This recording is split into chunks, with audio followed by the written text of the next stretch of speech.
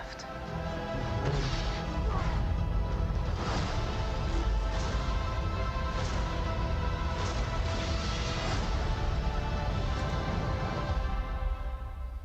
Perhaps it is time to begin again.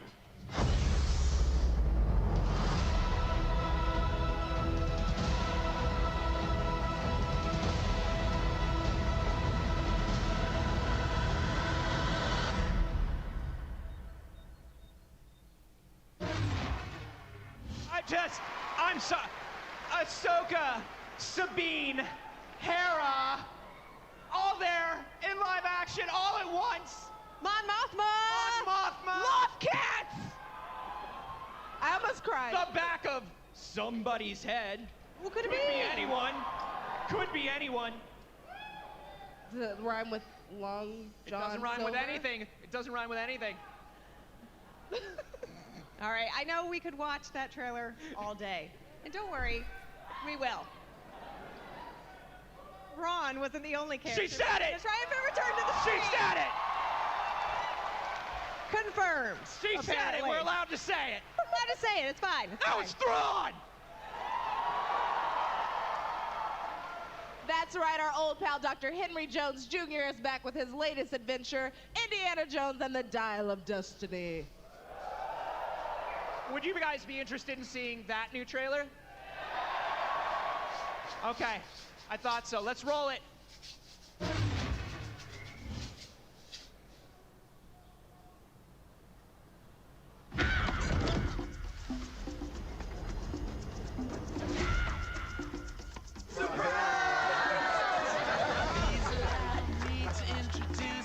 I'm retiring.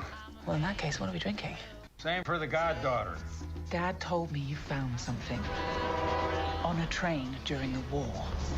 A dial that could change the course of history. Why are you chasing the thing that drove your father crazy? Don't move. We need to get out of here. Stop! Sorry. Helena! Dr. Jones, get him.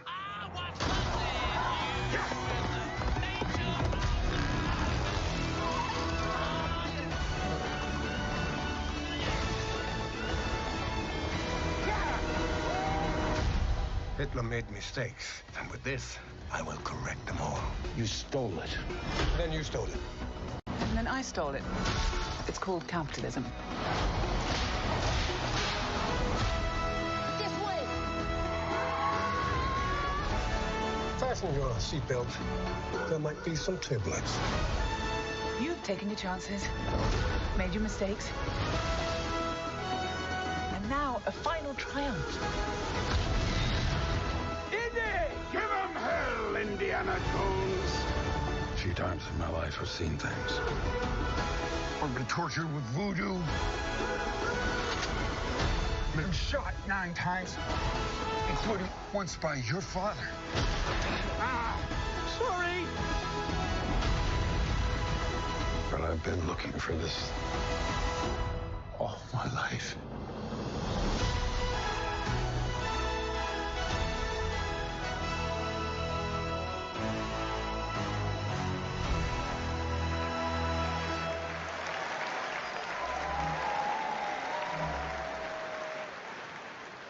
Oh, we were rehearsing earlier, and there are 2 indies in the crowd right up there. And we all just looked at each other before the day started and crossed our fingers. That was such an amazing trailer. Indiana Jones is back, baby! June 30th, Dial of Destiny! It looked amazing! Oh my gosh. Did you guys see it's Phoebe Waller-Bridge? I'm gonna lose my mind! She's so I just... but she's so Indiana Jones riding a horse through a parade and down into a subway is just the most Indiana Jones image I think I've ever seen, and I love it. And he kicked over shelves. It's important to have him kick over shelves at least once, so yeah. It is important. It's I know. a cool exit strategy. I know. That's why he does it every time. No, I like it. Well, if that's how we're starting the first day, I can't wait to see how the rest of the weekend goes. Finally, before we officially start things here on our stage, we want to remind you that you too can be part of the show, yes, you, by using the official hashtag YesSWC2023. That's right. Whatever you see, whatever you're excited about, whatever you want to say, let us know with hashtag YesSWC2023. And all weekend long, you could see yourself on screen during the stream. But that's not all. We've got a brand new poll launching right now on @StarWars on Twitter that you can vote on. So first question, if you could spend your time in a galaxy far, far away, what would you spend your time doing? A, go to the living waters. B, moisture farming. C, hang out in the cantina. D, pet a loft cat. The answer is D. Vote now at Star Wars on Twitter. And we'll be back later today with the results and a brand new poll. All right, what do you think? Should we start the show? No. Come on, London. Yes. We flew halfway across the world. Are you ready to start the show? Much better. Much better. Stick around because Star Wars Celebration Live 2023 will be back in just a moment with our first guest of the weekend, and you won't want to miss it.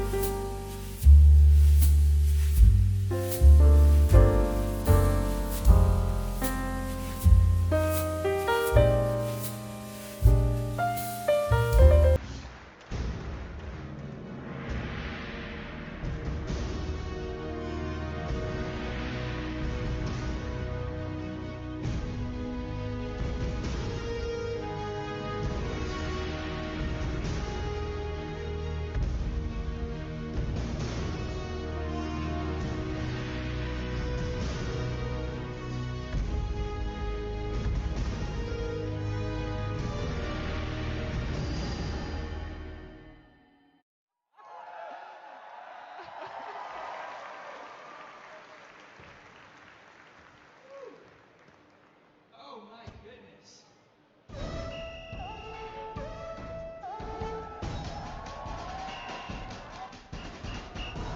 You ready? Oh! Feels good. Feels good to be here in Navarro. Feels good to be sitting at the forge. Now we've seen our next guests fighting for their lives both on screen in The Hunger Games and Squid Game. Now they're back playing a completely different game of sorts, the game of acting in a brand new Disney Plus Star Wars series. Please welcome from The Acolyte, Amanda Stenberg and Lee Jung Jae.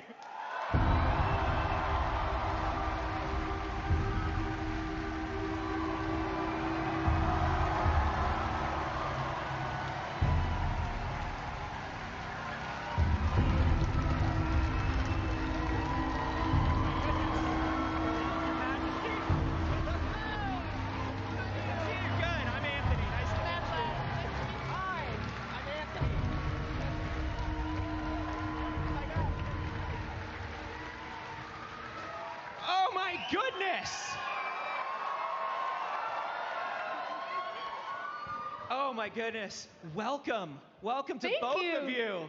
Welcome to your first Star Wars celebration. How is it? Insane. We're so happy to be here. We're so excited we finally get to share what we're up to.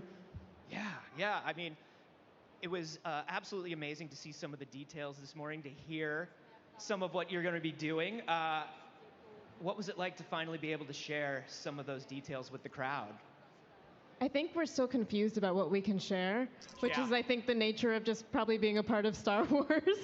But hopefully what you guys got to see is the kind of the tone of the show, which is very much inspired by martial arts films. It's very inspired by Kill Bill. Leslie likes to say that the show is a combination of Frozen and Kill Bill, which is kind of a nuts combo. But I think tonally it's really exciting. It's really dark.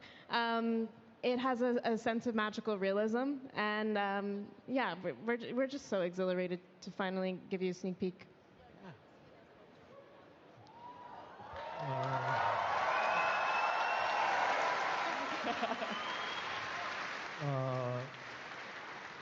아니 오늘 진짜 놀라는 일이 많네요. Today, a lot of surprising things happening. 이렇게 많으신 분들이 이렇게 함께 하시는 이 행사가 15년 됐다라는 것에 많이 놀랐습니다. So I've been amazed to find that this celebration with so many of you has been going on for 15 years. Yeah, 15 years. 물론 그리고 또 저희가 함께 하고 있다라는 것도 놀랍고요. And it's really surprising in a nice way that we're all together in this. Oh, it's a family, and you're part of the family now. Yes, right. 그리고 오늘 아콜라이트를 조금 보여드릴 수 있어서 너무 기뻤고요. And I was really glad to show you a sneak peek of Acolyte today as well. Yeah. 그리고 그것만큼 더 흥분됐던 것은 And something more exciting on top of that was 다른 트레일러도 오늘 많이 봤다라는 것이 굉장히 흥분되었습니다. 멋있었습니다. it was so cool to see other trailers for other shows as well. Really exciting.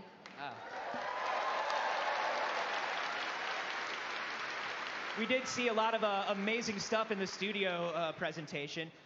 What one trailer or surprise had you both like the most excited?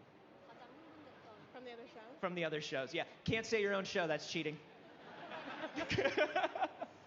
I'm just so excited to see Rosario Dawson and Ahsoka. I think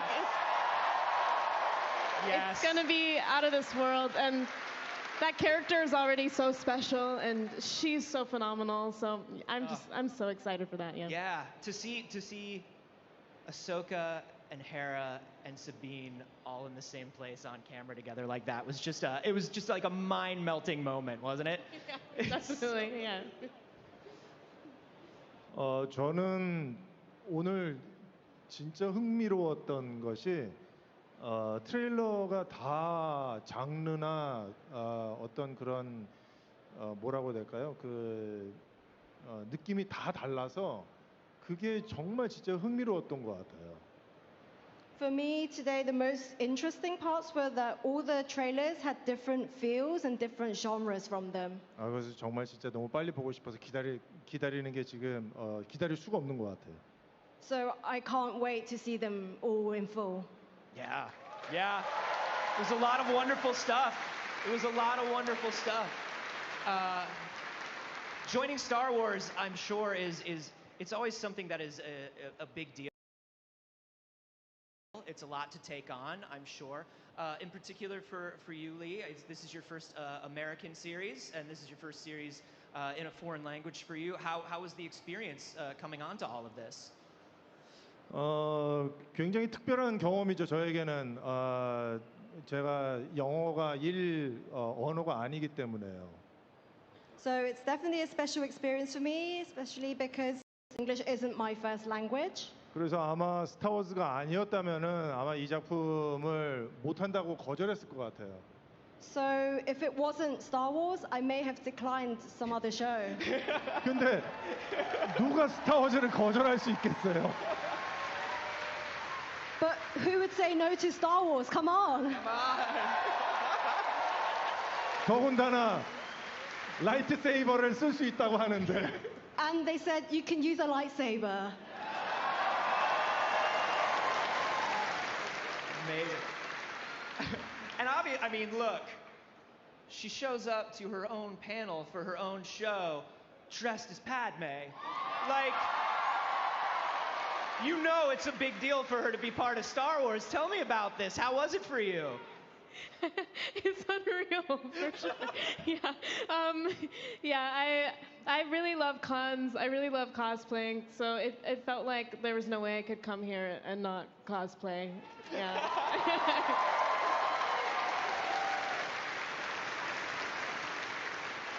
And when you found out about joining the show and becoming part of Star Wars, like, how was that for you? Oh my God. Yeah, I nearly fainted. What was so wild about this show and my experience coming onto it was Leslie and Lucasfilm had already developed the show around me before I even had my first meeting. Wow. So both amazing and no pressure. Yeah. Like, basically, here's your own Star Wars show on a silver platter. What are you going to do, babe? I think I'm going to do it. I think I'm gonna put my entire heart and soul into it and do the best I possibly can. But yeah, that first meeting was wild. I was presented with the concept art that had already been drawn up with my image, which was like, Whoa. yeah, a fall on the floor moment. Whoa. I'd say. And then the panic hit. And then after the panic hit, then I started training in Wing Chun at a local school, which was really cool because going into training, I had already kind of had that basis when I did my my initial training period with my master. Wow. Wow. You just jumped right into it. I love it. I love it. Well, before we go, is there anything that you'd like to say to the fans as we kind of like launch this entire Acolyte experience here at Star Wars Celebration? 제가 장담할 수 있을 것 같은데 이 아콜라이트는 지금까지 나왔었던 스타워즈 이야기들 중에서도 가장 흥미로운 이야기가 될 것 같습니다. I guarantee you that Acolyte would be the most interesting of the Star Wars stories. 스타워즈는 놀랍게도 항상 발전되는 이야기와 비주얼을 우리에게 보여줬었는데 지금 저희 아콜라이트도 조금 더 발전한 이야기와 비주얼을 보여드릴 수 있을 것 같아서 진짜 뭐 더 말씀드리고 싶은데 여기까지만 참겠습니다. Star Wars has always shown stepped up visuals and stepped up developments of stories and so on. And I think Acolyte will be showing a great example of that going further ahead. I really want to share more, but I can't, so I'll stop right here.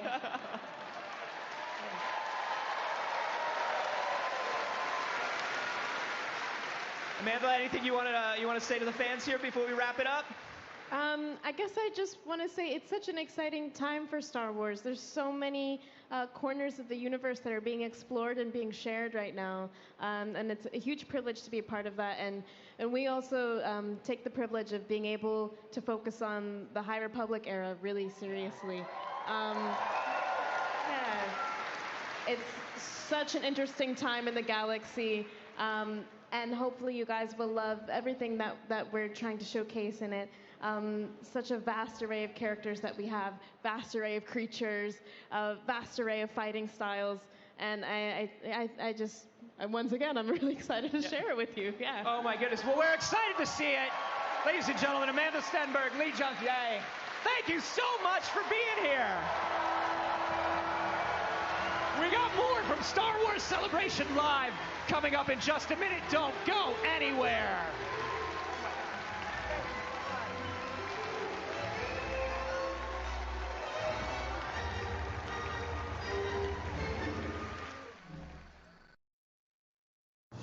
Star Wars on YouTube is the premier destination for new and exclusive Star Wars content every week.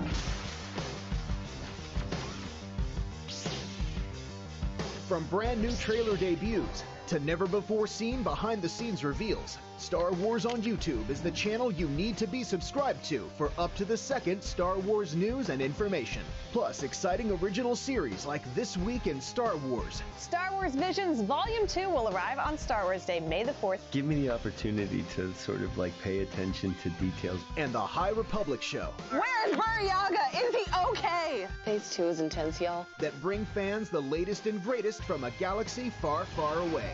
So what are you waiting for? Subscribe to Star Wars on YouTube today.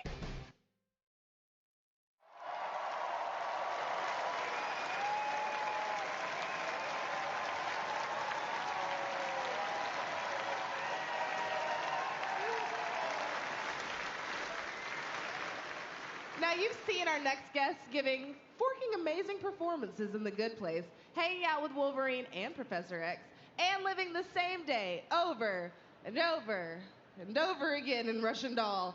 But now they can all be seen together in the brand new series, Star Wars The Acolytes. Give it up for Manny Jacinto, Daphne Keene, and Charlie Barnett.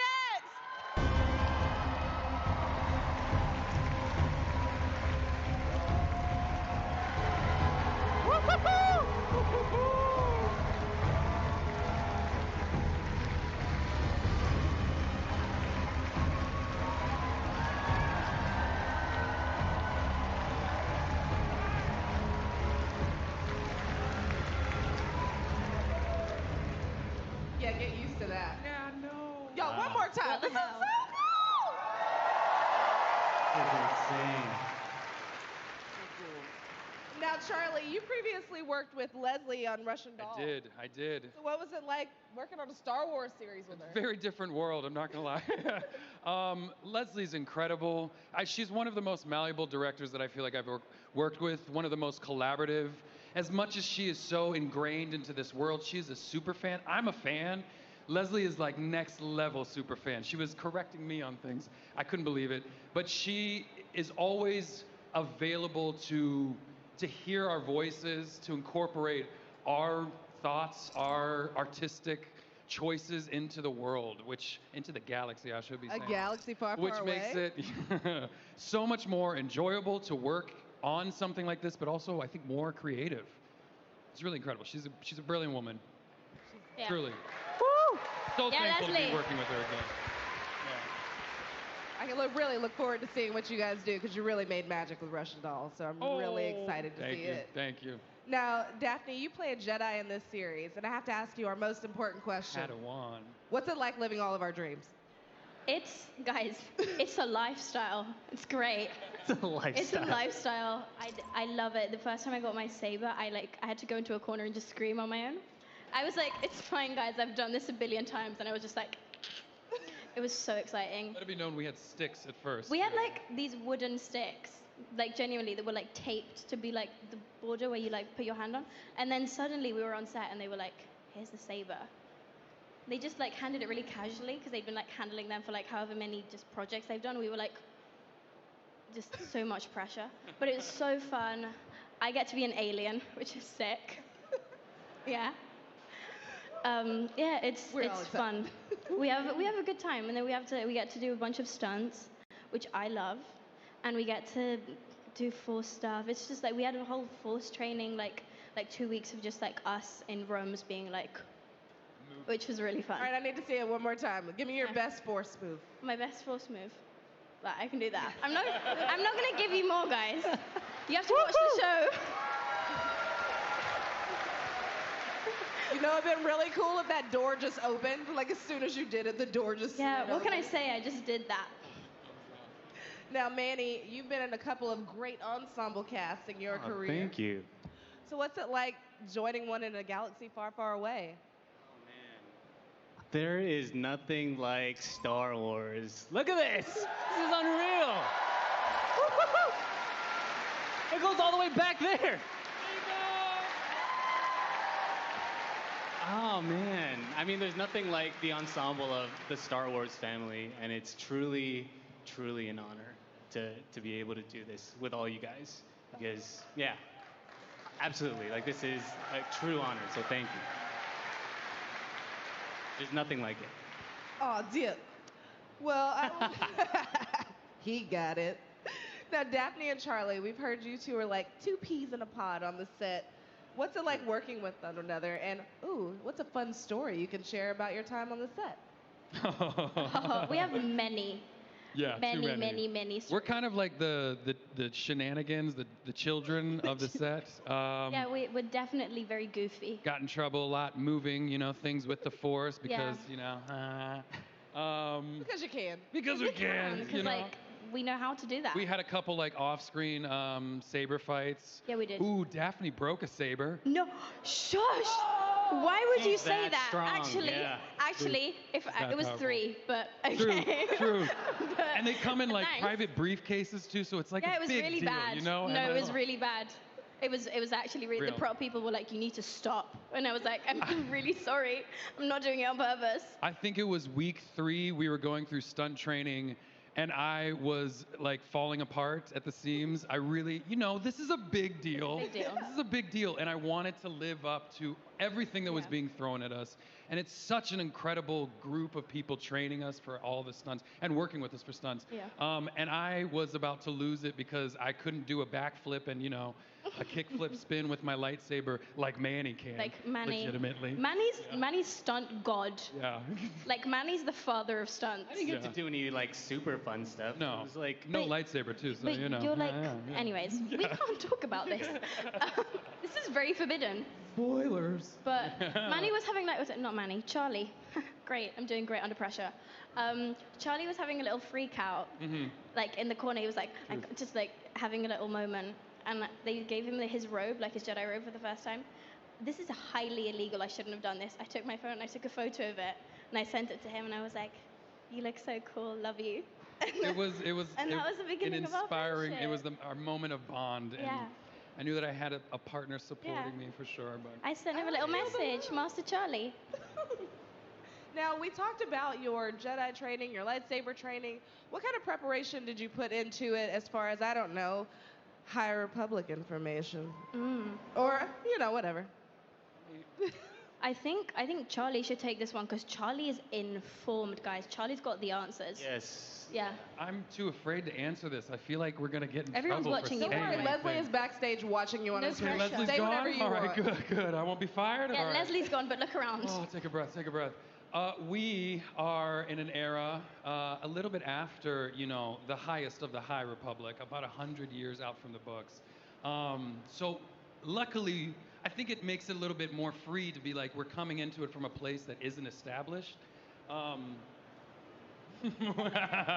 like, wow, man, I want to say so much. Tread so lightly. Yeah, tread Or so don't. lightly. Yeah. Ooh, we go to some cool places. Do you do can't some say cool that. things as well? We do some cool things, some really cool things. Cool things. Cool things, cool places, cool people. There's some cool looks. I Yeah. can say that this one has some cool horns. Yeah. Yeah. That'll enough of I do what like. slay in my alien outfit. It's really funny. I walked on set one day without it, and the director asked me for a coffee. He was like, "Oh, yeah, new PA. Can you get me a coffee?" I was like, "Yeah." They came back with a coffee, and they went, "Oh my God, Daphne." I was like, "Yes." it's I love me." that you got the coffee. I got the coffee. I was like, "Here's your latte." We love a humble Jedi Queen. Yeah. Now, I have to ask, this, as we just said, this is an entirely new era for Star Wars. So what's it like to have the freedom to work within that timeline and this story and to kind of just come in on a new era? You guys are setting a tone. Yeah. What's that feel like for you? I think it's really fun to get to like investigate and have some creative input within the guidelines of the universe that's been created. But it's really fun to get to actually like take creative decisions and stuff. And it's really fun to kind of have this freedom of it's this time where basically like Siths don't exist, which is something we haven't really seen. And it's fun to have that kind of that air of mystery and all of these new things, and the Jedi is kind of like thriving at this point, like they're doing really well, and it's really fun. We have different costumes to the other Jedis because obviously it's sooner. It's just really fun to get to play around with stuff, I think. Now, without spoiling the show, can you tell me, I don't know, describe the Acolyte in 5 words? Less than 5 words. One word each or something. Create a sentence.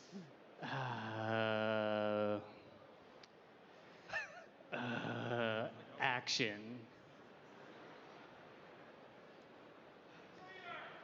Trailer. Drop it now. Come on, the people want it. Yes! Manny, what did you do? I'm gonna cause a riot. He's using You the already Force. did. But yes, action. I would say a battle for power. Mm. I mean, the best parts about Star Wars is there is no good or evil. It depends on what side you're standing on, truly. You know what I mean? That you can look at any angle and see yourself relayed through all the characters, Darth to Luke. You know what I'm saying? But this show, I shouldn't use Darth Vader and Luke Skywalker. I'm sorry, I'm too casual with that. This show is truly about that balance of power and balance of good versus evil, and realizing that so much of it, starts at the root. Yeah. Truly. I also say it's a very emotional show in a way. It's kind of got a very human quality, which is I think what drew all of us as creatives apart from the huge Star Wars element of it, which I think we're all fans of it. But it was a really human show, and it's really fun as an actor to get to step into that. I just want to say, first of all, I'm so excited to see what you all do with this show. Thank you so much for your time and for being here. Thank you. Thank you, guys. Charlie, Pride. Well, I think I can say for everyone right else here there. and say, welcome to Star Wars! Thank you. We love you. Let's give them a huge round of applause one more time, and we'll be back with more from Star Wars Celebration Live in just a second.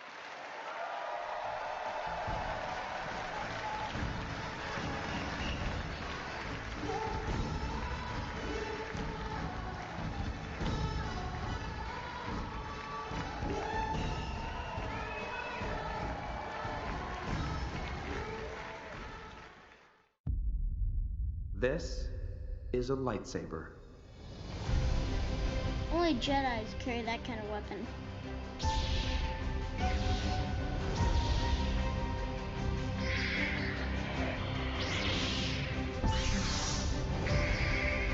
Are you ready? Then let's begin. Your father's lightsaber. This is the weapon of a Jedi Knight. An elegant weapon for a more civilized age. I am a Jedi, like my father before me.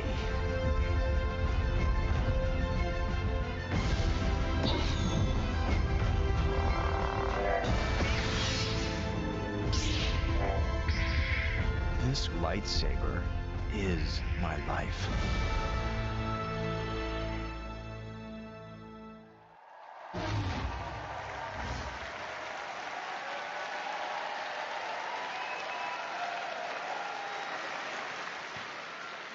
When you're nearly 7 feet tall, you're pretty tough to miss in a crowd. But unless you're really good at recognizing piercing blue eyes, you'd be hard-pressed to recognize this famous Wookiee at the supermarket. He's a gentle giant, and he's joined by the considerably smaller but no less talented co-star from the upcoming series, The Acolyte.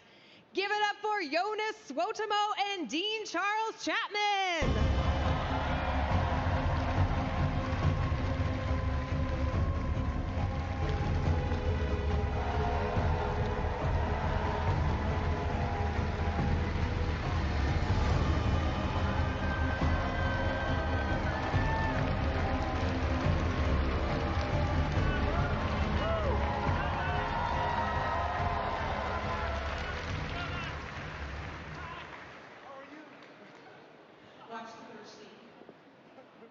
All right, wonderful. Thank you both so much for being here with us today.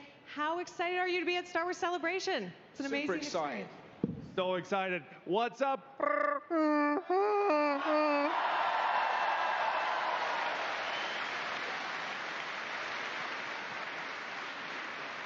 Now, Dean, Jonas is no stranger to Star Wars, as just exemplified by that wonderful Treewook.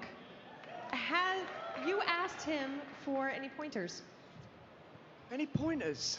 Not necessarily. I guess I'd just have to look over at this guy on set, and seeing him in the full Wookiee outfit is kind of a dream come true, to be completely honest.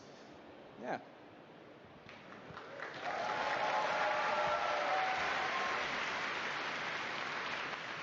Can you corroborate that? Did you give him any pointers? Maybe he's not remembering them. Well, I told Dean, do as I do, not what I say, and he went far with that. Fair, fair. And now both of you, I'm told, get to handle some lightsabers in The Acolyte.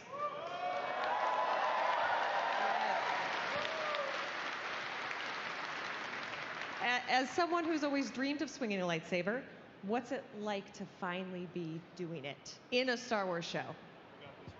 I got this one. It's like. Yeah.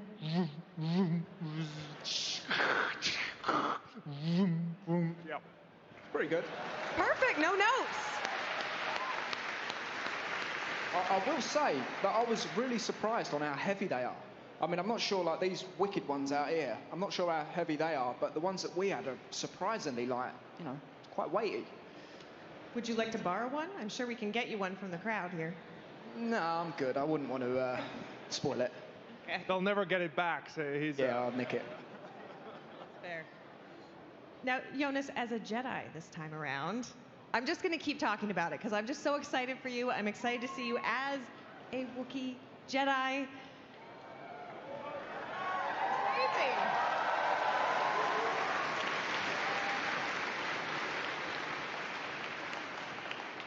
A Wookiee Jedi? A Wookiee Jedi. Did you just say a Wookiee Jedi? It's unbelievable. The concept of this character coming in, it fascinated me, and I knew that people were gonna be excited when they heard about this whole show, and then when they hear about this character, I just knew that there was something special brewing here.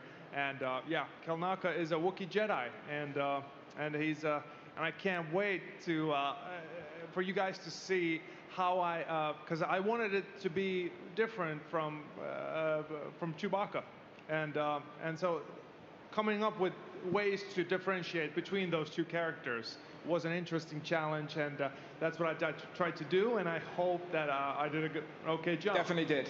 Yeah.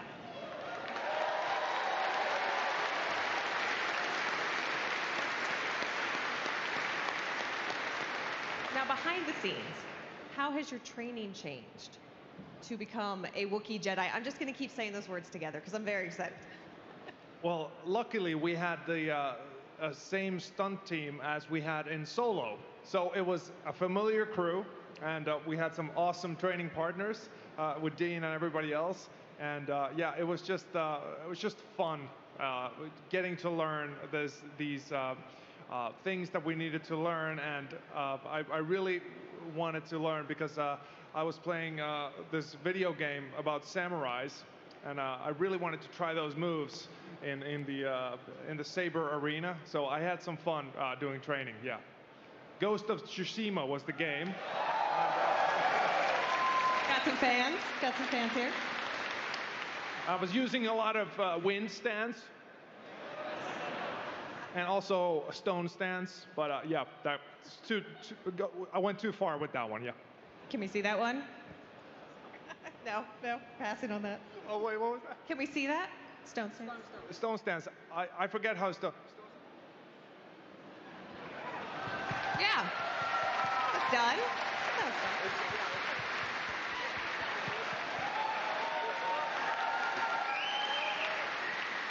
If we'd known you were going to do that, we could have moved the table. Could have just given you the whole room, whole ring. Yeah, we'll have a panel about that tomorrow, yeah. About the stances.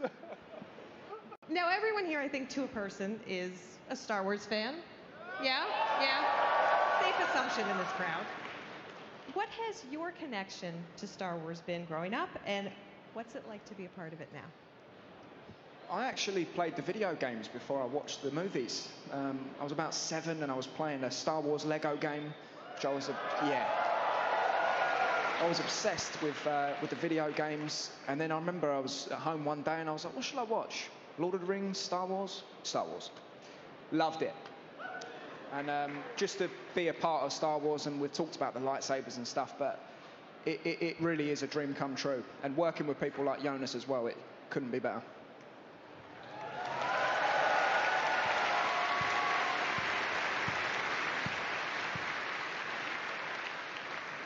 Yeah, for me, I remember on VHS when I was young, I was watching the Mos Eisley Streets, and there was Chewbacca, and there was Luke Skywalker drinking blue milk.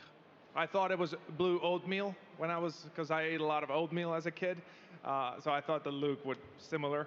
But it permeated my life because my dad was a huge Star Wars and Indiana Jones fan, and it was just always there, and it was so real, close to our world, but still there were spaceships and lightsabers and all these creatures that you didn't know. So that was the magical touch that really drew me in. And I remember when I was in college, my freshman year, I Googled, I got my first computer my own computer, and I Googled who is inside the Chewbacca suit.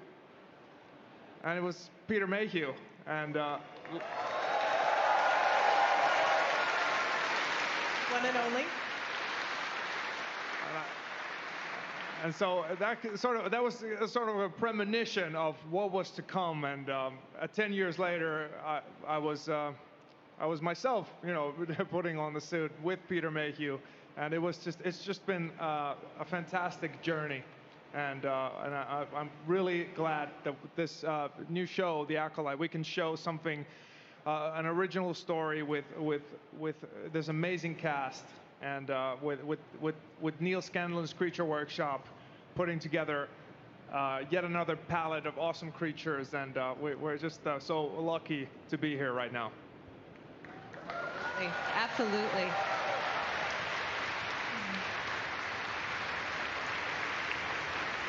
And it's so wonderful to see you continuing the Wookiee tradition that Peter Mayhew started and creating all new characters with it. Is there anything that you both want to say to the fans out there? Is there anything else you'd like to say? I hope you enjoy it. I hope you enjoy it.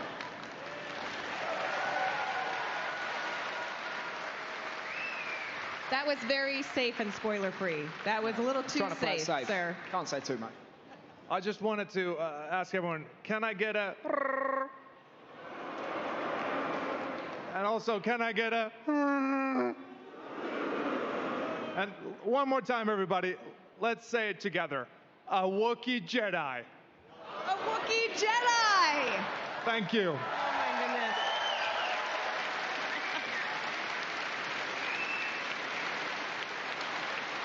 Well, next time I see you both, I'm putting Dean on my shoulders and wearing a giant trench coat for the interview. Are you down for this? We're going to do that? Definitely down. And we might be almost as tall as you, like just barely. Thank you so much for coming by. Lots more fun to come right here on Star Wars Celebration Live. Be back in a moment.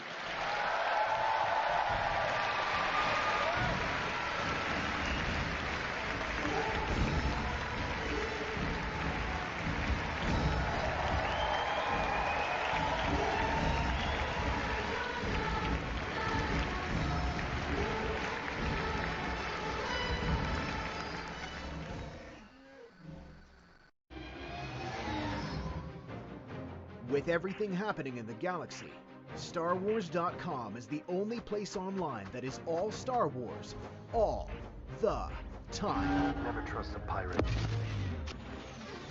From exclusive reveals and breaking news to interviews with Star Wars luminaries, StarWars.com is the #1 destination for the saga we all love. And with an ever-evolving databank of Star Wars information from all eras, crafts, and quizzes, you'll never run out of Star Wars to explore. StarWars.com. It's all Star Wars, all the time.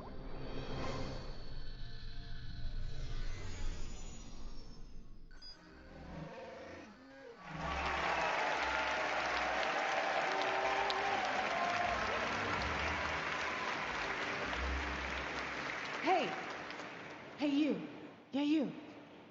You want to meet some more cast members from The Acolyte?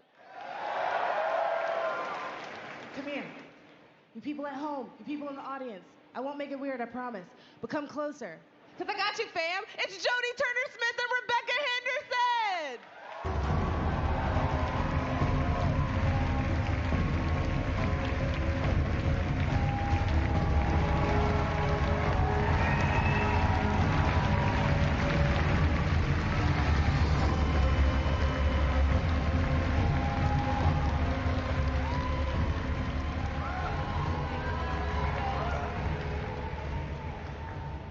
Wow. Welcome. Thank you. So excited to welcome you all out. Everybody, can we please get one more round of applause because they look...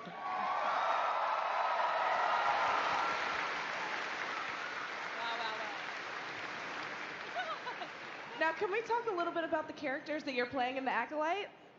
Well, you want... Yes. Yeah, we'll keep it big-ish.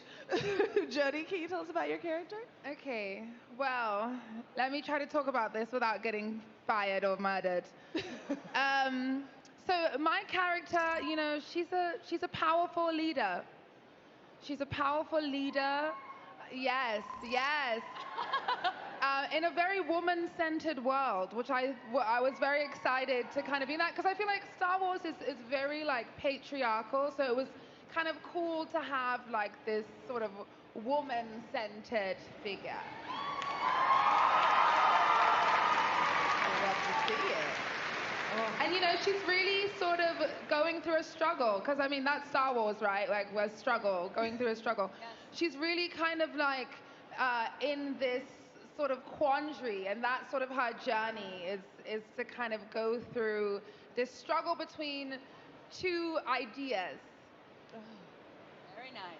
We're gonna leave that one right there, because I like in my heart I know Leslie is somewhere. I know, I'm looking around for her, like, you know, such an actor, like looking around, like, is it okay? Did I do good? Now, Rebecca, can you tell us a little bit about your character? Yes, I play a Mary Allen, an elder Jedi master.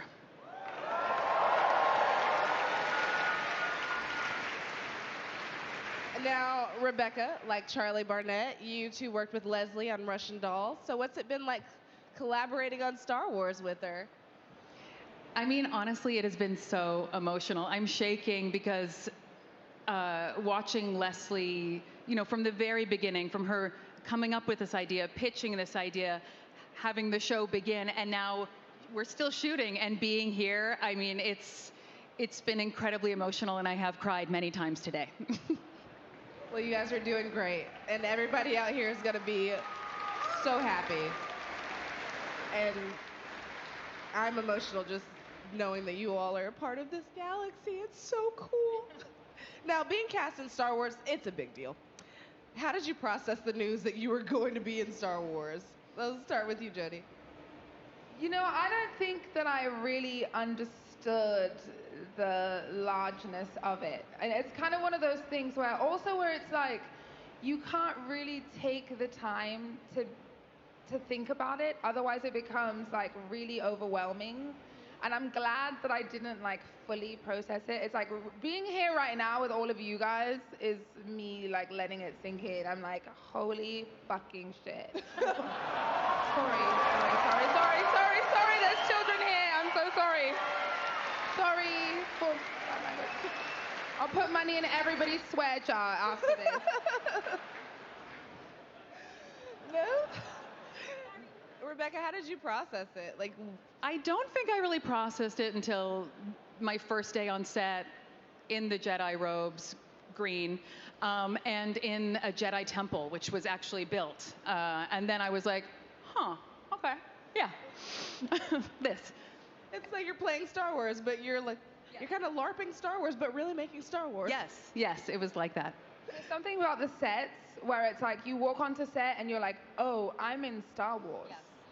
Like, this is Star Wars. Yes, they practically built so much of it. It's not, you know, on the volume. It is built, and so we really are in the world. It's really very cool. Huge hand-painted backdrops. Like, it's insane. And on location as well, of course. Yeah. Money, a lot of money. Listen, we like high production values over here. Oh man, how must that have felt to walk into the temple? I don't know if you can say that. We might have had some different settings that we were walking We shot into. some different things. We were never on the same set, the two of us. See, now we can go and figure that out. I would like to see 47 fan theories about why that is by the time we leave the stage. Yeah, but it was overwhelming to walk onto the set and just, I mean, even like the smell of it, you're just like, you get the sense, like, even though obviously, and I mean, being here, you see all the different shows, all the different movies, but all of it somehow just feels like the same place, the same galaxy far, far away, like, for real. How does your persona change when you actually get into that costume? You know, I think it was Jack Nicholson who said, let the wardrobe do the acting. And so it's really, you know, there's so many, I want to say, artisans who create these looks for us. And I mean, my look, you guys saw, it was quite intricate. Were you guys, did everybody in here see? Oh, no. Oh, sorry. Okay, well, sorry, I wish you guys saw it too, but... I got you, fam. Be patient. Ooh, maybe you will be seeing it at some point. But, you know, to put everything on and to see myself, you know, I felt sort of the gravity of it. You know, it just feels, I don't know, when you get in everything, it feels so important and so real and so like, woo! It's so real. I have to say, what was it like seeing the audience reaction to the series that you just got to preview a little bit of? What was it like to see that audience reaction to you, to this story? I mean, I cried. I already said that. It was cool to hear the different reactions when they saw different things. Like, oh, and it was very, very special. And any roar of the crowd is like, it feels amazing. Yeah. The fans are the best. I mean, they really are. I've been hearing about that. Well, from me to you, welcome to the family. We are more than lucky to have you. So thank you very much. May this be the first of many Star Wars celebrations for you all. So thank you for joining us on stage. Thank you. Speaking of joining us on stage, we've got a gaggle of guests back there. You will not want to miss who's coming out of those blast doors today. Right here on Star Wars Celebration Live.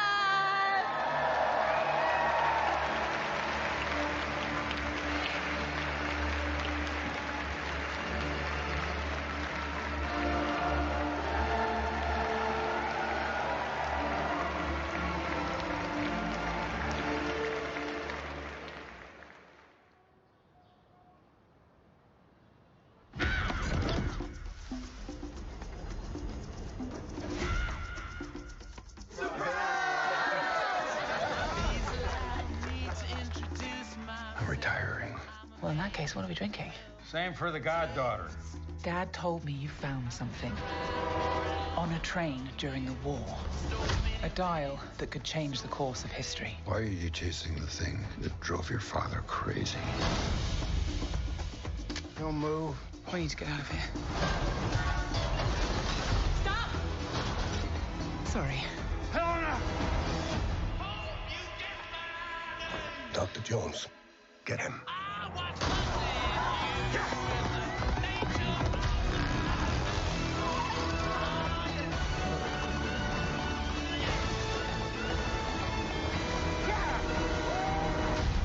Hitler made mistakes, and with this, I will correct them all. You stole it. Then you stole it. And then I stole it. It's called capitalism. This way! Fasten your seatbelt.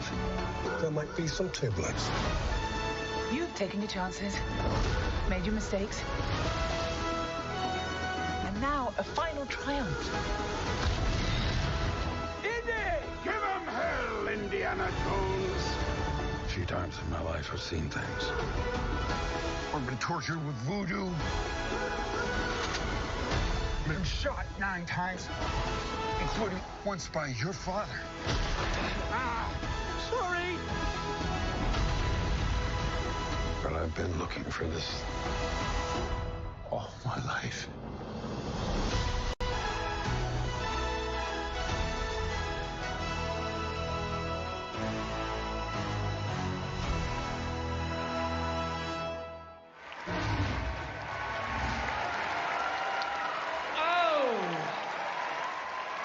Amazing trailer, isn't it?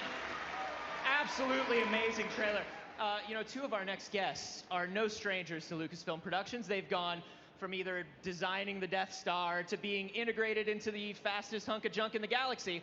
But now they can both be seen facing off against one another this summer in Indiana Jones and the Dial of Destiny. Please give it up for Mads Mikkelsen, Phoebe Waller-Bridge, and the man tasked with keeping them in line, director James Mangold.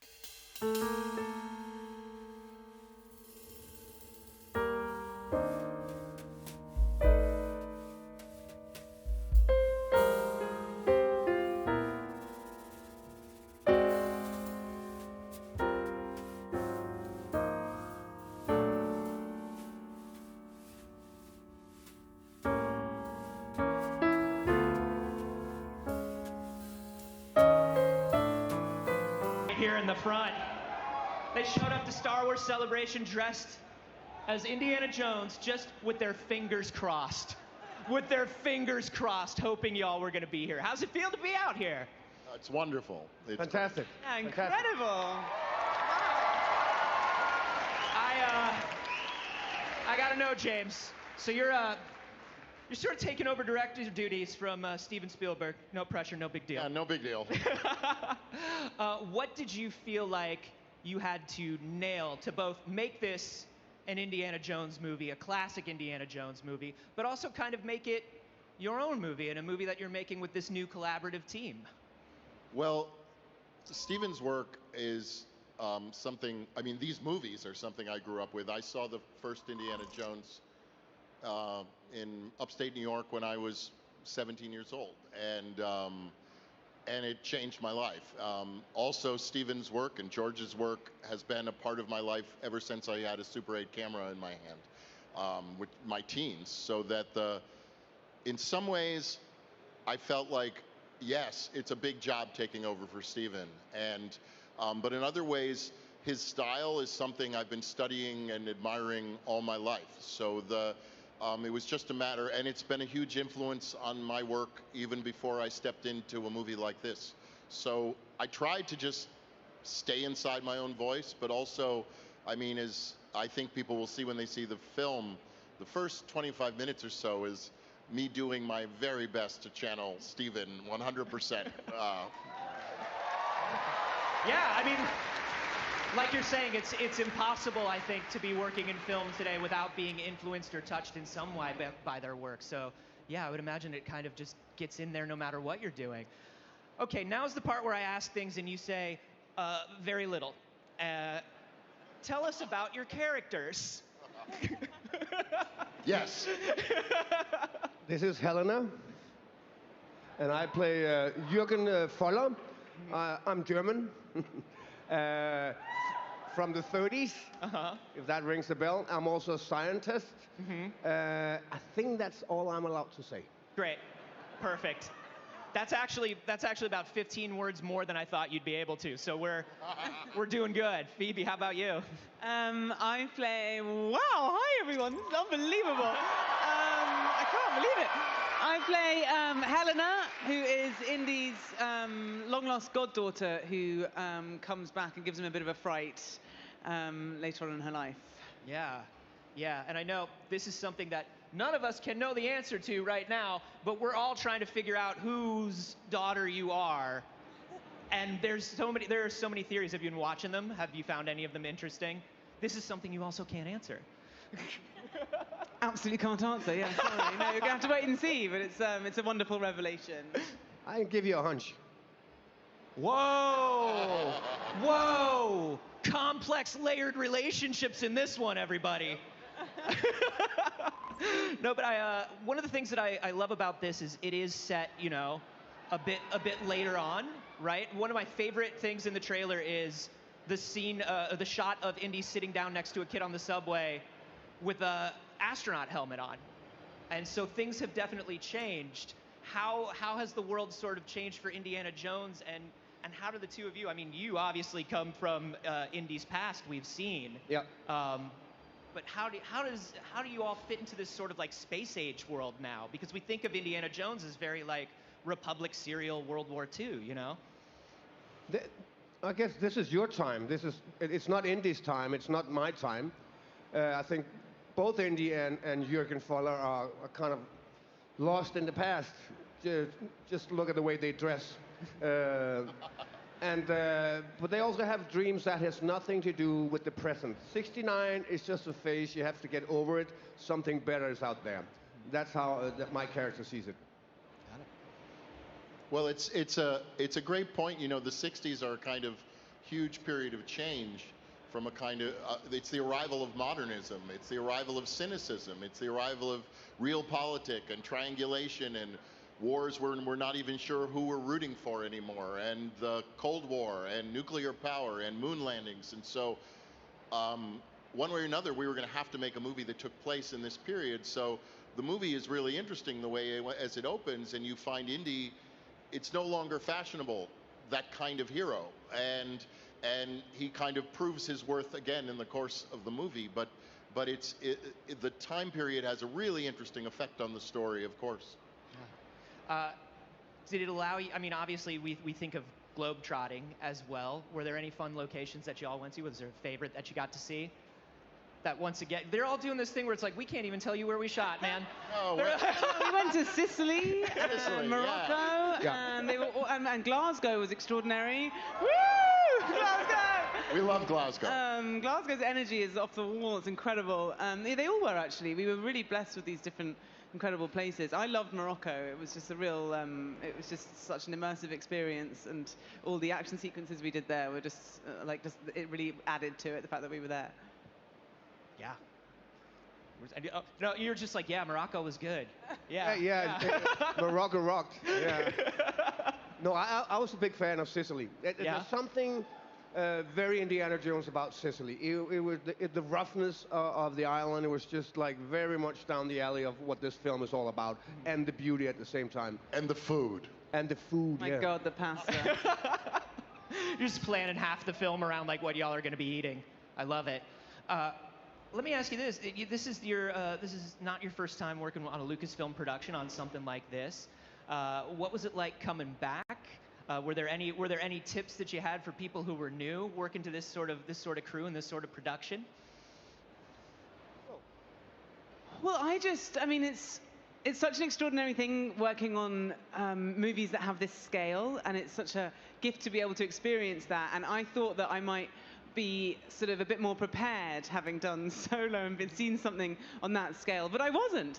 The marvel of it is extraordinary every single time, and you really feel like you are living the adventures. So there is something so beautiful about being able to feel like you're really in that world when you're on that set, because sometimes they're 360 sets, and you just look around, you're actually in a tomb, and you just can believe it. I feel like all that stuff really actually happened to me. Was that an interesting experience, like a challenge for you, directing on the volume and in sort of those digital? We never directed. You never did volume. No. No. We did real shit.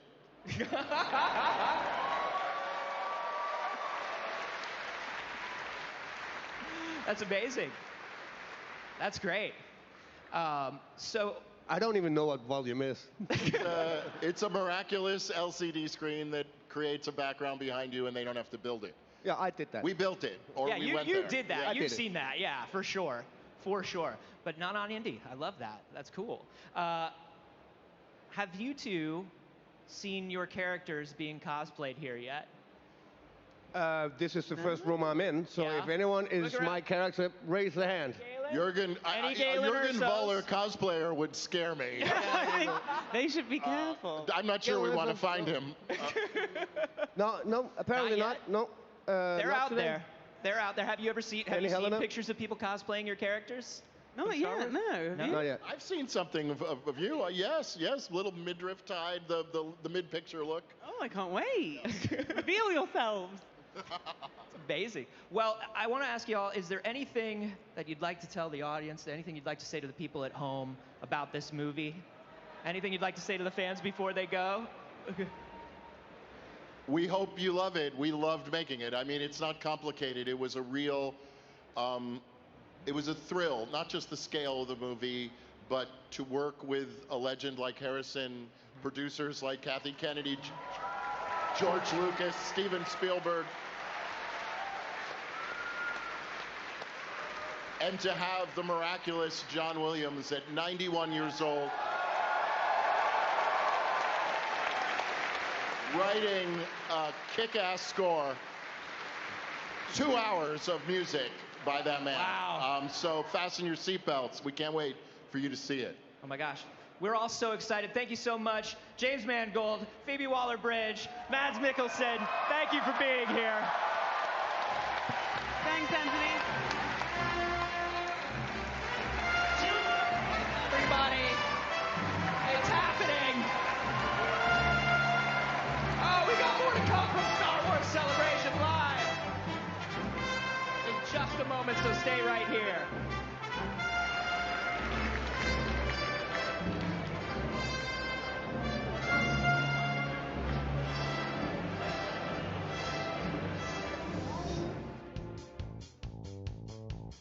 We are here at the Celebration Store, and I'm always very excited to be at the Celebration Store. And I'm always very excited to shop.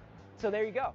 The big deal at the Celebration Store is, of course, that you can get all of these one-of-a-kind, really interesting Star Wars things that you can't get anywhere else. And this year, very much highlighting Return of the Jedi. And one of the things that you can get that I absolutely love is you can get the entire Max Rebo band as a set of plushies. Or, and this is important, Christina, you can get them separately. I wonder who... In case you have a problem with Droopy McCool. Oh, look. Are you a fan of football, both the kind you play with your feet and the kind you play with your hands? Well, you should get football jersey, but Star Wars. And it's from Uro, a planet in the mid-rim. These are very good Ewok nesting dolls. I'm gonna go ahead and open these up, and we're gonna say our favorite feature of each one of these Ewoks, okay? Yeah. All right, number one, very calm demeanor. Very nice nostrils. Number two, good smile. This one, television star.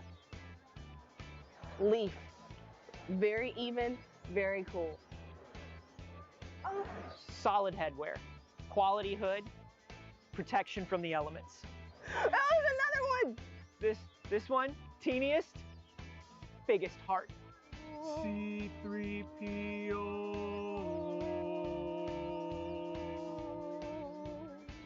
The best part of this being the 40th anniversary of Return of the Jedi is this is more love and respect than the Ewoks have gotten in 40 years, and I'm 100% here for it. I love the Ewoks.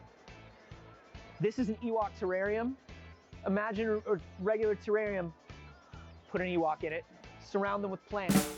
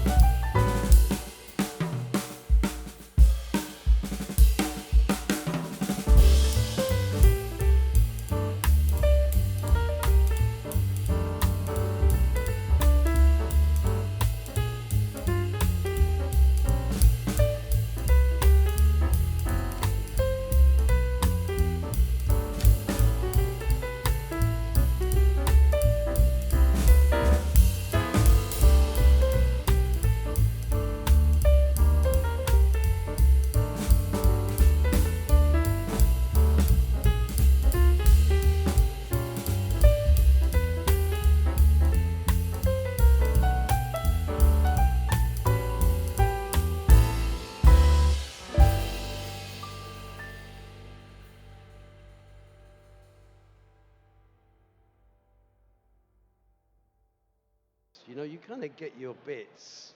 So you have to sort of pick the bones from that. You don't really hear what people are saying about you, which is a big part of developing a character.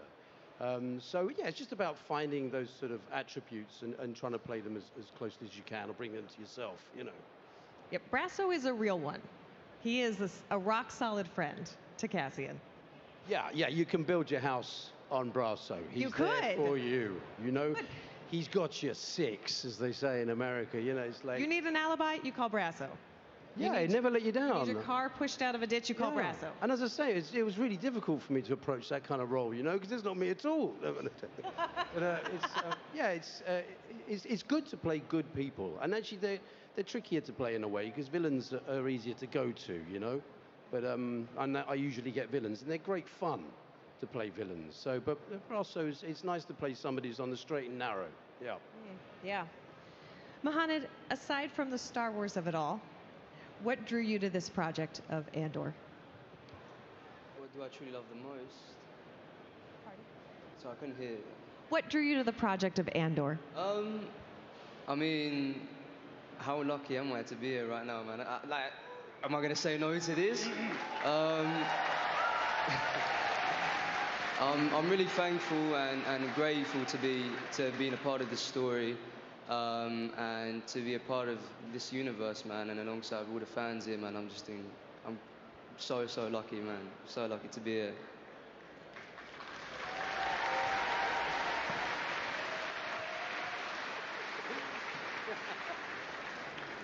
Joplin. Yeah, if I'm really honest, actors don't tend to choose their careers too much. You know, you get an audition, and you go out for the role, and you hope you get the job, and that's all that happened. It is just such a privilege to be part of the world. It's slightly overwhelming because you don't know about all of this, and there's this incredible family, and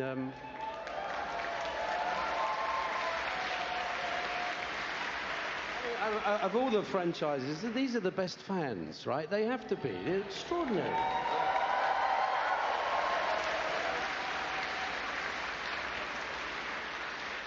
They agree. Mohanad, your character literally lit a fire for the rebellion. Once again, a spoiler. Sorry for anyone here who hasn't seen Andor yet. What was it like for you playing the role? Incredible, man. You know, Wilmon Pack in season 1, he's a 16-year-old kid who's just, you know, trying to live a normal life alongside of his father as a mechanic. And then the Empire come along, try to take over the planet, and that is what lights a fire in Wilmon. You know, he can't have that. He can't have that happening. Come on. No way. Now, Brasso, I know, is just on the straight and narrow. So I won't ask you a similar question, because we know Brasso is just, you know, he is a house on fire, but for his friends, for his family, he'll protect the people of Ferrix. Speaking of being on set for Andor, Mohanad, did you get to keep that cool Star Wars-ified hoodie that you had on the show?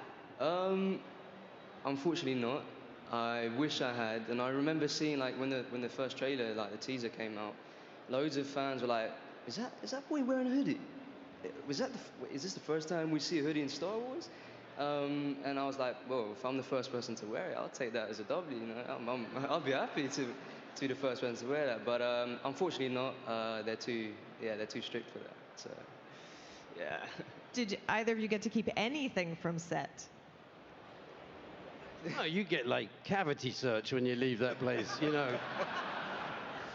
They got these at security, you know, like even the tags on the costumes, you know, it's, Yeah, all code-named and very carefully curated at the end of each day to make sure you didn't just pocket any pieces, I guess, any props. All right, wonderful. Before we wrap up, is there anything that you would like to say to all of these fans amassed here today? Thank you. Thank you so much. That's what I can say, man. Thank you.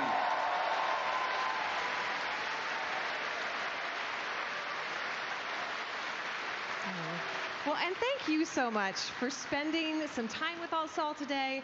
Stick around, more from Star Wars Celebration Live coming up in a moment.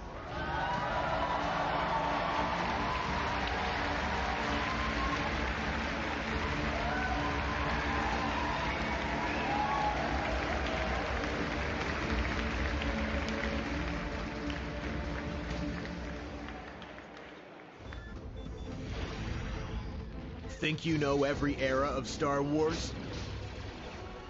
Think again. The High Republic Show is the only show on the internet that takes you behind the scenes of this exciting new chapter in the Star Wars saga. There was just a clear sense of this is going to be exciting. Guess where the High Republic's going next, guys? Every other month, the High Republic Show recaps the ongoing story, Possible, the fans that can't get enough, and brings you brand new, never-before-seen exclusives that will blow your mind. Yes, that's right. By watching the High Republic Show, you'll go from an average everyday Star Wars fan to this. An esteemed Jedi Master ready to protect the galaxy.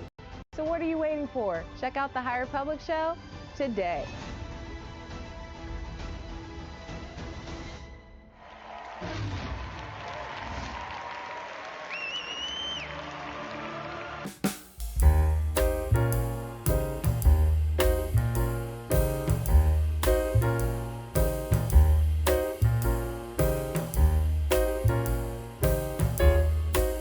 Working on Star Wars as part of the Lucasfilm development team for years.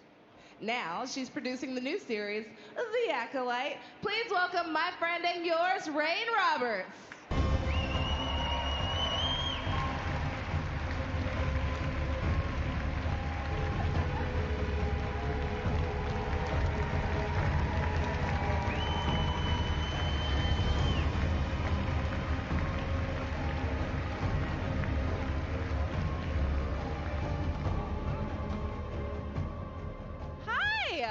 Welcome. Hi, nice to see you. You too. I love seeing you. It's such a joy for me. Yay. Now let's talk. What's it like working with Leslie on this series? Leslie's like a dream come true filmmaker that you get to meet when you're working on Star Wars, because I had been tracking her independent films for a while, watching her films at Sundance. And when she came in, the first time I met her, when she came in my office and seemed to know everything about Star Wars, I was truly shocked.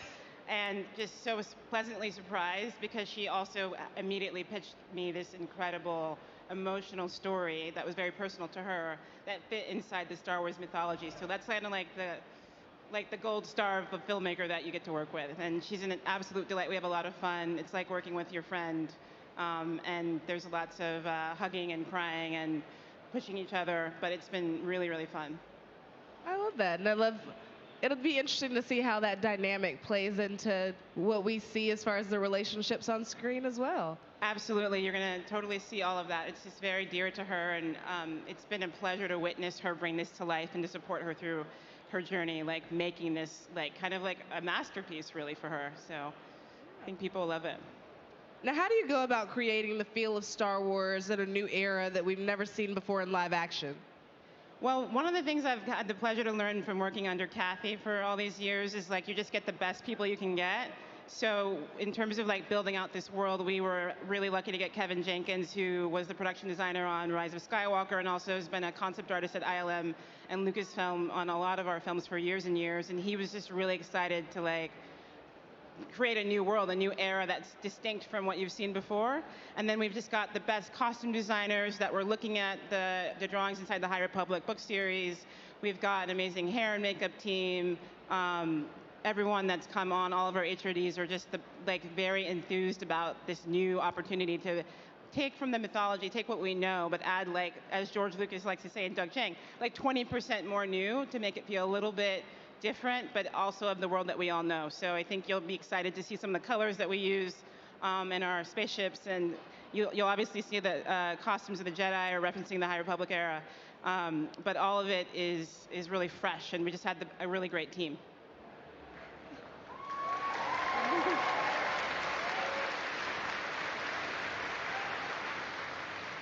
Now, what about The Acolyte are you most excited for the fans to see? For me, I think what I'm excited for the fans to see is we have the best cast that anyone could ever ask for. They are truly, truly remarkable. Like the work they put into their performances, into building out their characters, and as they talked about earlier in Celebration Stage, the stunt training and all of the things they've learned is so incredible to watch. And I think all of them, I mean, everyone is just at the top of their game, and they're also a beautiful friend group too. So I think that's what you guys will enjoy seeing the most is the cast. Absolutely. And just the dynamic we've seen so far today, just the dynamic between Rebecca and Jodie, and between Charlie and Daphne, and you and Leslie, your friendship, I'm really excited for what we're going to see on the screen. And I'm just always really excited to talk to you. So thank you so much for joining me. Thanks for having me. Thanks to all the Star Wars fans for being here. I love you guys. And we've got lots more to come from Star Wars Celebration in just a moment.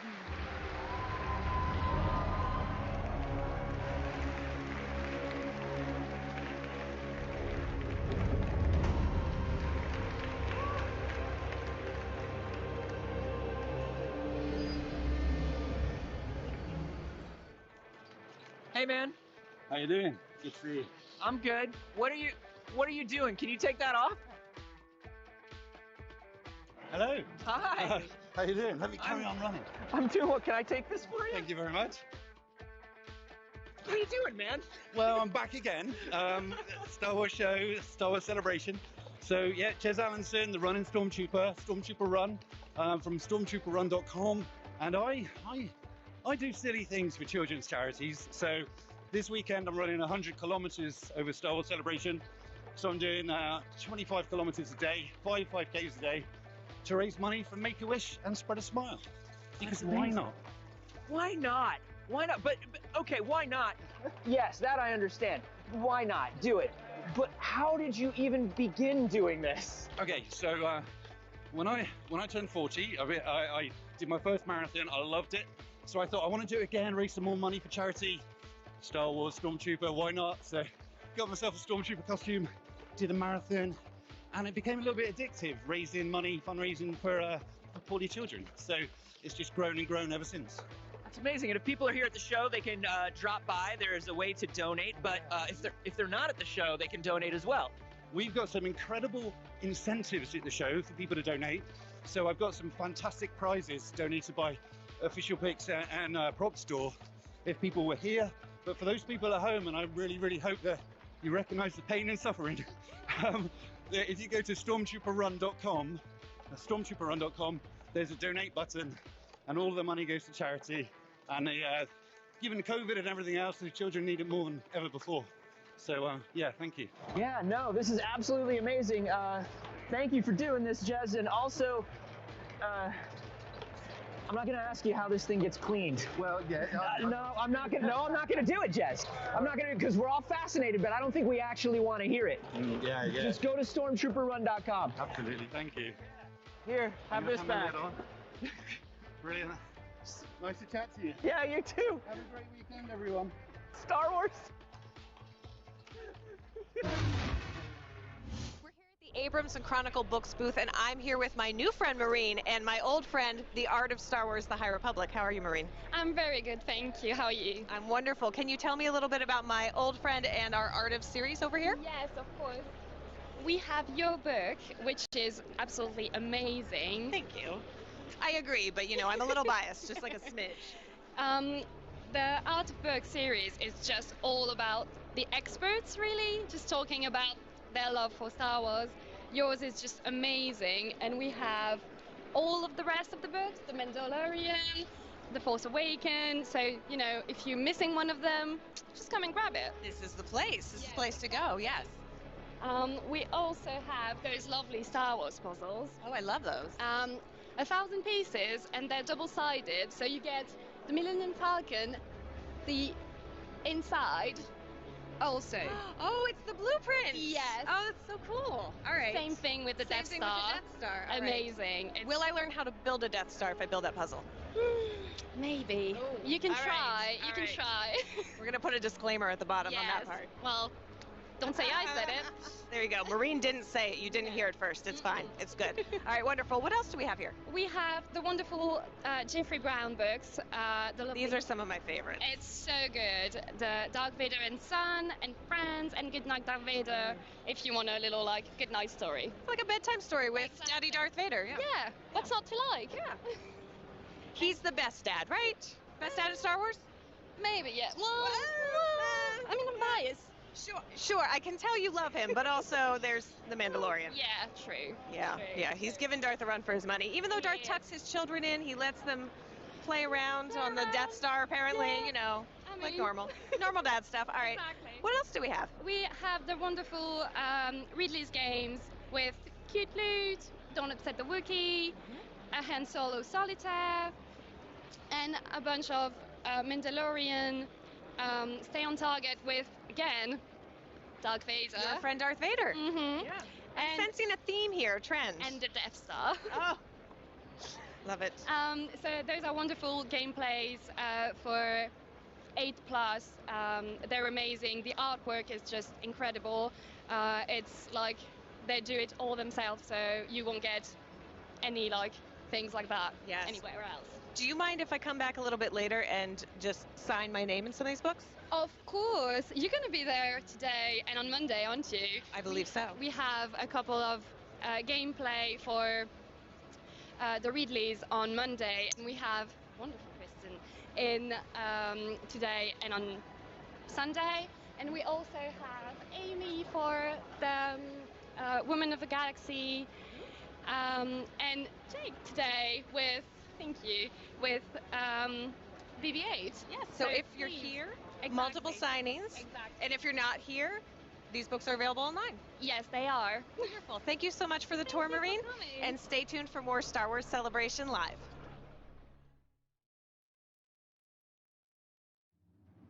Welcome to the floor here at Star Wars Celebration Live Europe, and I am with Max from Jazzwares. Hello, Max. How are you? Great. How are you doing? I'm doing very good. I'm actually very excited because I've joined you at a good moment because there's a world exclusive reveal about to happen, right? That's right. We're about to reveal the first Starship class from Series 4 and the Assault class from Series 4 live right here at Star Wars Celebration for the first time in the entire world. It's pretty exciting, right, everybody? Yeah, everybody here?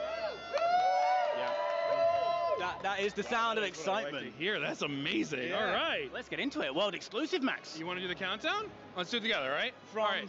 30? No. 30. 5? 10? Yeah, What are we let's do going for? 5. Okay. All right. Everybody with me now. 5, 4, 3, 2, 1. Oh! Bring him out. All right, so we've got the Assault Class AT-AT Walker. Oh, you like the Millennium Falcon? You are going to love the AT-AT Walker. This thing has 12 points for articulation in its legs. It's got lights, it's got sounds, it's got an opening side section with 4 unique play areas. It's got light-up chin cannons. It's got a light-up front section. The batteries are not working on this one right now, apparently, but I promise you they will work. We have articulated neck, got rationing joints. As I said before, the side opens up. Oh, we've got playpad. We've got a speeder bike garage in the back. We've got a working transport crane that can lower it to the ground, an opening cockpit, and it all comes with 5 microfigure accessories available this fall from Jazzwares. And then, not to be outdone, for Return of the Jedi's 40th anniversary, we've got the Imperial Shuttle. It's got a pop-up entry blank. It's got retractable landing gear. And get ready for this clicking sound. Oh, it's got awesome wings that fold down, cannons that fold up. It's got an opening cockpit, and it wouldn't be the Emperor's transport without, Emperor Palpatine himself and 2 royal guards in a throne room setting. $29.99 coming this fall from Jazzwares. Who's excited? Come on, all right. Woo! I think they're excited. Very impressive, even without the batteries. Still exactly impressive. So just imagine when the batteries are in. Exactly. The excitement levels will be through the roof. You know what? I mean, it's really cool to see this thing by itself. It's cool to see it in this glass case, but I think we really want to showcase something special over here. There's a second reveal, right? Oh, yeah, there's a second reveal. You guys ready? All right, let's do another countdown. You want to lead us off? We're going with 5? We're doing 5. All right, from 5, All right, you ready? 5, 5, 4, 3, 2, 1. Oh! Max, talk us through this. Oh, all right. So this is the Battle of Hoth, obviously. We've got 2 incredible AT-AT walkers. They're flanked by amazing AT-ST Scout walkers. We've got a few snow speeders, one of which is intending to take down an AT-AT. Got the Millennium Falcon planning a daring escape, and is backed up by 2 snow speeders. And unfortunately, one snow speeder has made a bit of a crash landing. Really exciting. Love the diorama work here, and it really does showcase what is really special about Micro Galaxy Squadron, right? that you're building up your squadron, you're building up your fleet, you're taking all these vehicles, kind of combining them together in a way that's never really been possible before. These things are scaled, 196 scale, they've got included microfigure accessories, so you can really build out the battle at a really affordable price point. It's pretty incredible. So Max, here at the Jazzwares stand, you'll be here all weekend? I'll be here all weekend, and come by with any questions, say beep boop, and maybe you'll get a little prize. Oh, okay, we all like prizes. Max, thank you for sharing these reveals with us. Thank you so much. It was really a pleasure. No, you're welcome. The pleasure was all ours, so stay tuned to Star Wars Celebration Live. Lots more to come.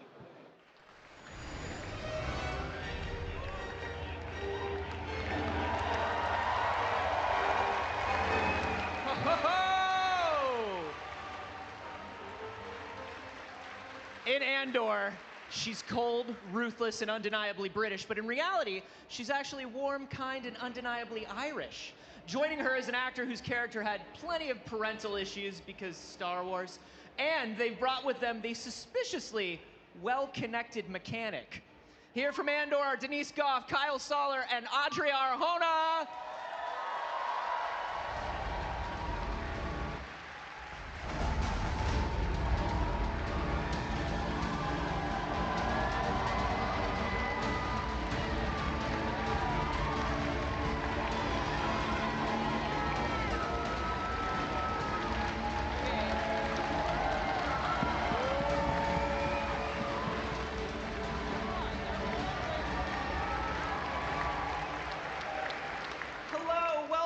Hey. How are you? Hi, everyone. My God. How are you guys? Oh my gosh. This is going to be quite hard to focus. I know, there's a lot going on. Wow, this is amazing. Okay. I've got sort of baby squirrel brain, so I'm like all over the place when I'm out here. Yeah, head on a swivel. Head on a swivel. Oh, well, welcome. It's lovely to have you here. Thank you. It was wonderful to see just a little bit of a preview of Andor Season 2 this morning. Did y'all see it? It's very good. We watched it for the first time while we were up there, so that was pretty exciting. So we watched it with you guys. Wow. How'd it feel seeing it? It's amazing to see it again. It feels like You forever. saw it already? No, to see the show again. Oh, to see the show. I was like, To see the show again. It feels like so long since it's been out, and to actually see all the characters and all the new stuff they're doing and all the. And we don't really like- see each other a lot, you know? Yeah. Like, so you get to see all the people that you work with do their thing as well. So I'm so excited. I'm such a fan of my own show. It's great. Well, I loved the first season of Andor so much, and your three characters in particular are so. Yeah, but who wonderful. was your favorite? I mean, come on. Biggs. It's jokes. Oh my gosh, look over there. No, no, but I love all of your characters for different reasons, and I mean the one thing that is common to all of them is they're very unique for Star Wars characters. They're not sides of Star Wars characters we normally get to see, like the crushing mundanity of working for the Empire is something very kind of newish, right? In the classic films, when most people think about Star Wars, they think about like, well, if you work in the Death Star, you probably know you're a bad guy, right? Like that's the long time joke about Star Wars. But if you work in a cubicle or in an office, you maybe don't know that, right? Yeah, I mean, it's to see behind the scenes and, like you said, find actually the drama in the mundane of it. And also it's so, because it's written so well, you don't really know whose side to be on, even though you're aware it's the Empire. Like it always really struck me that people kind of loved Dedra to begin with, and then it was like, sorry, she's super evil. You know, but all the way through those early episodes, they were like, oh, she's like a woman in a man's world, and it's really hard for her, and you go, girl. And then it was like, hey, Bix, so sorry, but just a little torture. You realize after like a few episodes of rooting for this person, it's like, oh, I don't want her to get promoted because that means she's right and she's going after everybody, and this is horrible. Yeah. And one of the things that I love about Bix is like, you know, classic Star Wars. When my family thinks about Star Wars and watches like the movies, they think about, well, okay, the Empire catches you, and then somebody with a lightsaber comes, and you're good. And we don't often get to see like the long-term effects of what the Empire can do to somebody. And so it was rough to watch Bix go through it. I know. Thanks, girl.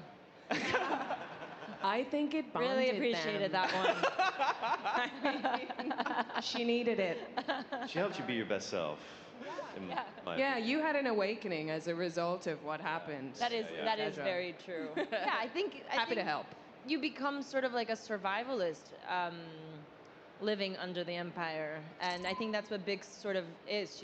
She had to survive, and I think in season 2 that's kind of the exciting part, and I cannot wait. I wish I could say it all. Go ahead, it's fine. All right, should I?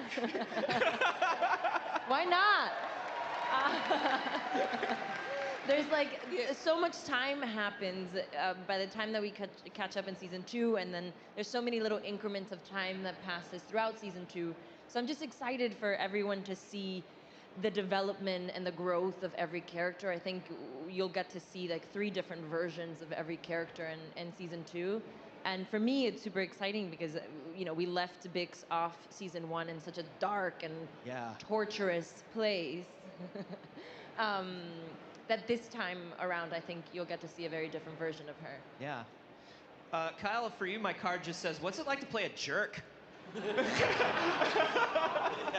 Ouchie. Yeah, I've been asking myself that same question for a year and a half. Yeah, man, it's really hard.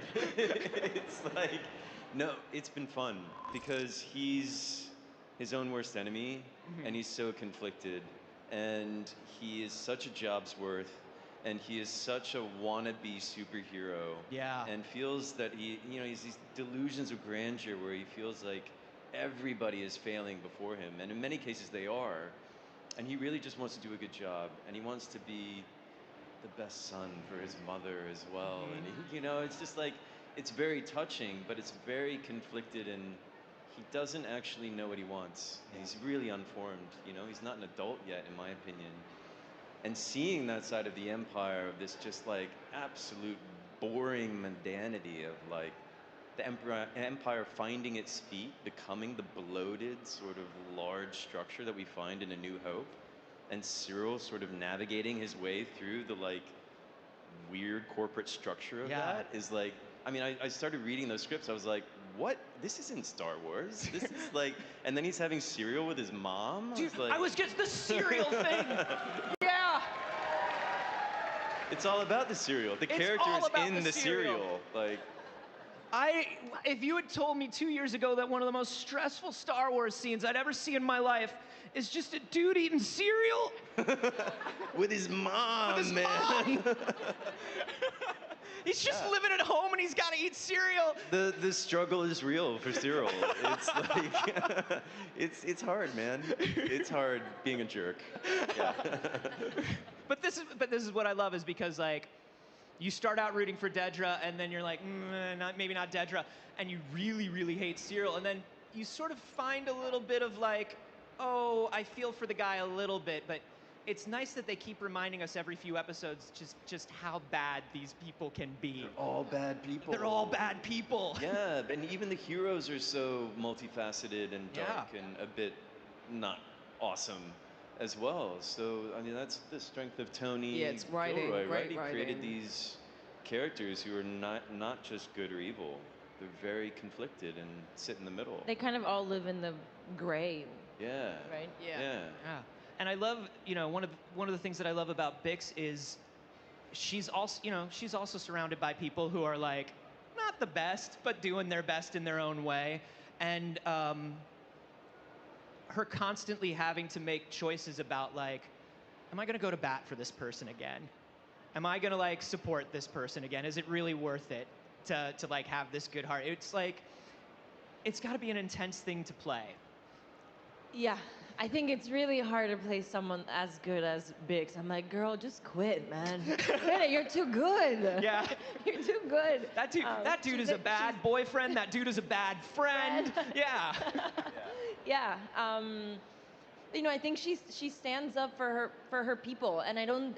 It's specific to Bix, but I think it's also specific to Ferrix. I think if you're from Ferrix, there's something culturally inside of you that you protect one another You look out for one another. You're constantly trying to figure things. You're constantly trying to survive.